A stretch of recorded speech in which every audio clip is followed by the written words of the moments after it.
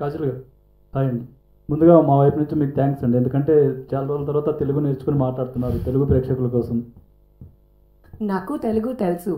ఇప్పుడు నా టీం నాకు కాన్ఫిడెన్స్ ఇచ్చింది. ఓకే, సూపర్ అండి.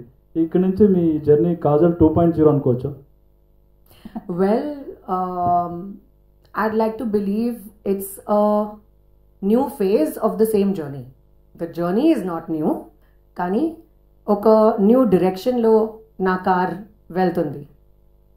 సో కాజల్ గారు ఇక్కడ సో అంటే ఆఫ్టర్ మ్యారేజ్ మీరు ఈ సినిమా చేయడం అంటే బేబీ తర్వాత సో ఎట్లా అనిపిస్తుంది? అప్పటికి ఇప్పటికి చాలా ఛాలెంజెస్ ఉంటాయి. ఒకప్పుడు హీరోయిన్ వేరు, ఇప్పుడు వేరు, ప్లస్ గ్లామరస్ రోల్తో పాటు ఇందులో యాక్షన్ కూడా ఉంది. ఎట్లా డూప్ ఏమన్నా పెట్టుకున్నారా లేకపోతే ఓన్గా చేశారా action scene?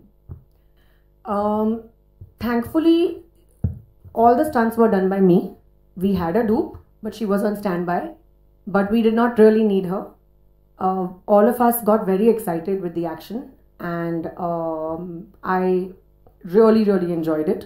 Of course, challenges are nice.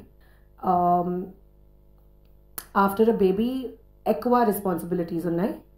But I guess you got to do what you got to do, and of course, my job is my priority. It's my love. It's my meditation. It's everything.